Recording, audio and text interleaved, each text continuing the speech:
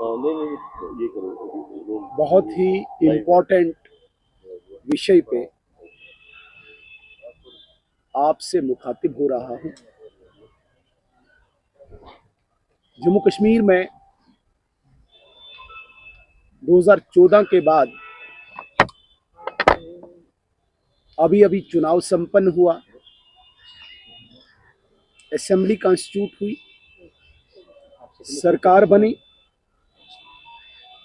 और पिछले 3 दिन से Jammu Kashmir union territory assembly का सेशन चल रहा है। आज इस सेशन का तीसरा दिन था और सरकार की तरफ से आज अचानक सुबह 10 बजे एक रेजोल्यूशन सब ऑनरेबल मेंबर्स के सामने रखा गया, जबकि सदन को चलाने के लिए, हाउस को चलाने के लिए सेट रूल्स हैं, परंपरा है कि सब मेंबर्स को बिजनेस की एक कॉपी पहले सर्व की जाती है।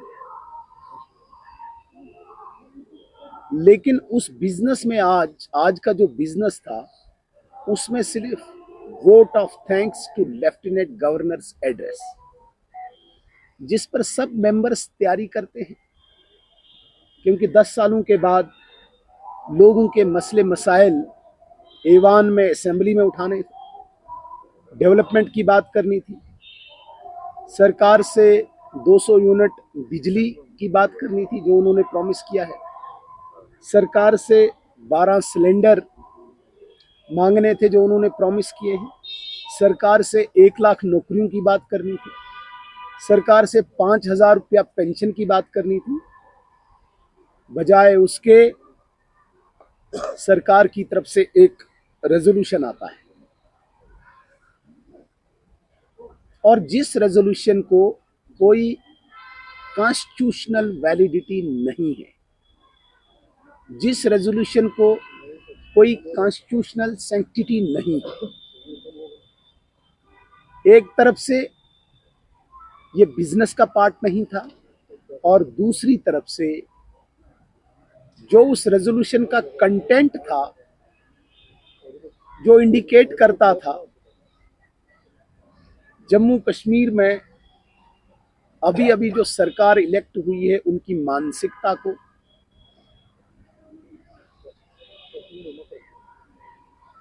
$370 की तरफ इंडिकेट करता था, जिस 370 को देश के सबसे बड़े डेमोक्रेसी के, लोकतंत्र के मंदिर में हटाया गया। और उसके बाद ऐसे ही कुछ लोगों ने पार्लियामेंट के फैसले को चैलेंज किया और सुप्रीम कोर्ट के कॉन्स्टिट्यूशनल बेंच ने भी उनकी प्ली को रिजेक्ट करके पार्लियामेंट के फैसले को सही ठहराया, जायज ठहराया। दैट मीन्स जिस केस को लेके ये सुप्रीम कोर्ट गए थे उसको सुप्रीम कोर्ट ने जायज ठहरा के डिसाइड कर दिया, सेटल कर दिया। अब जब सेटल हो गया सुप्रीम कोर्ट में भी, पार्लियामेंट में भी चुने हुए नुमाइंदों ने 543 मेंबर्स के बीच में बहस के बाद पास हुआ, फिर मुझे बताइए एक असेंबली के पास कौन सा इख्तियार है, कौन सा कॉन्स्टिट्यूशनल अधिकार है कि वो रेजोल्यूशन लाए, जिसका हमने पुरजोर विरोध किया।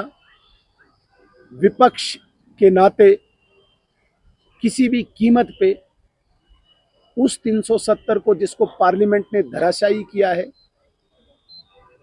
उसके लिए ऐसे किसी भी रेजोल्यूशन को, ऐसी किसी भी बात को भारतीय जनता पार्टी हो, भारतीय जनता पार्टी के विधायक हो, सदन के अंदर हो या सदन के बाहर हो, हम उसका विरोध करेंगे और इस पर किसी भी कीमत पे किसी भी एक शब्द को भी हम एक्सेप्ट नहीं करेंगे।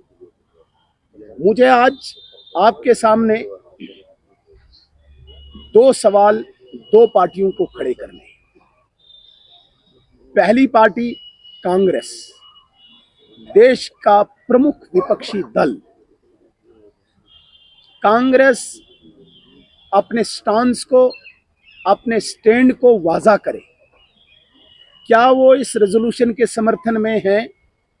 क्या उनके चुने हुए 6 नुमाइंदे आज जो हाथ खड़े कर रहे थे रेजोल्यूशन के समर्थन में, क्या दिल्ली में बैठा इनका नेतृत्व, इनकी लीडरशिप उसको एंडोर्स करती है? वो इस रेजोल्यूशन का समर्थन करती है या विरोध करते हैं? कांग्रेस इसको स्पष्ट करे, आदरणीय राहुल गांधी जी स्पष्ट करे, मल्लिकार्जुन खड़गे जी स्पष्ट करे। अगर वो समर्थन करते हैं तो देश की जनता, भारत की जनता इनसे जवाब पूछेगी। भारत की जनता कांग्रेस से पूछेगी। अगर वो समर्थन में नहीं है तो ये 6 मेंबर अगर आप माइनस करते हो तो मुझे लगता है ये रेजोल्यूशन भी माइनॉरिटी में है तो सरकार भी माइनॉरिटी में है। इसलिए कांग्रेस को स्पष्ट करना होगा कि वो समर्थन के हक में, इसके रेजोल्यूशन के हक में या रेजोल्यूशन के विरोध में। दूसरा, नेशनल कॉन्फ्रेंस को मैं ये पूछना चाहता हूं, क्या 370 जो धराशायी हुआ है, वो जो रेजोल्यूशन लाया उन्होंने, क्या वो स्टेट के लिए लाया, यूनियन टेरिटरी के लिए रेजोल्यूशन लाया? बनता तो ये है कि स्टेट के लिए, तो स्टेट ही नहीं मांगी। मेरे कहने का ये मतलब है कि उनका आंकलन इस तरह से बिगड़ा हुआ है, 5वीं पास किया नहीं तो 10वीं की सर्टिफिकेट मांग रहे हैं। और दूसरी बात, जिस कॉन्स्टिट्यूशनल गारंटी में वो स्टेटहुड कह रहे हैं, अगर वो वही स्टेटहुड उनकी डिमांड है, जिस स्टेटहुड के लिए आदरणीय नरेंद्र मोदी जी ने, प्रधानमंत्री जी ने ऑलरेडी कमिटमेंट की है, आदरणीय गृह मंत्री जी ने कमिटमेंट की है, अगर नेशनल कॉन्फ्रेंस नरेंद्र मोदी जी और अमित शाह जी के लाइन को एडॉप्ट करती है, जो हमने कहा है हम स्टेटहुड देंगे, तो हम उनका वेलकम करते हैं। कम से कम वो भी हमारे एजेंडे में शामिल है। वो कंफ्यूजन में है, उन्हें समझ नहीं आ रहा है। कंफ्यूजन इसलिए पैदा हुआ क्योंकि यहाँ पे होड़ लगी हुई है PDP, National Conference, People's Conference, independent के बीच में। आपने देखा होगा हाउस शुरू होते ही पीडीपी के एक मेंबर ने बिल लाया, रेजोल्यूशन लाया। सबको पता है इसकी कोई वैलिडिटी नहीं है। जो इतने बड़े मंदिर में धराशायी हुआ है, असेंबली में उसमें कुछ नहीं हो सकता, लेकिन कश्मीर के नौजवानों को वो दोबारा से सड़कों पे लाना चाहते हैं। उनको वायलेंस में बड़ा मजा आता है। यहाँ पत्थर चले, यहाँ गोलियां चले, 370 के नाम पे गरीब के बच्चे को बाहर लाएं, क्योंकि एमएलए के बेटे को तो एमएलए ही बनना है। आप देखें, बाप बेटा, जीजा साला, भाई भाई, दादा पोता कितने हैं अंदर। मींस एमएलए की फैमिली एमएलए बनेगी, गरीब का बेटा सड़क पे आएगा पत्थर मारने के लिए और गुक्कार पे बैठ के ये राजनीति करेंगे, खून की राजनीति। तो इस प्रकार से दोबारा से जम्मू कश्मीर को वहां पे लाना चाहते हैं। हमने अपने मैनिफेस्टो में ये वादा किया था जम्मू कश्मीर की जनता को, हम भ्रष्टाचार मुक्त जम्मू कश्मीर देंगे, हम परिवारवाद मुक्त जम्मू कश्मीर देंगे, हम विकास वाला जम्मू कश्मीर देंगे।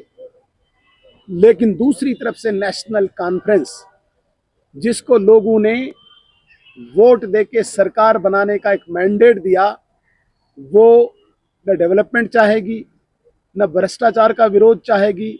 उन्हें एक स्लोगन तैयार करना है बड़े लंबे अरसे के बाद एटानमी उनका खत्म हो गया, प्लेबसाइट उनका खत्म हो गया, बाकी जितने भी आज तक नारे थे वो खत्म हो गए।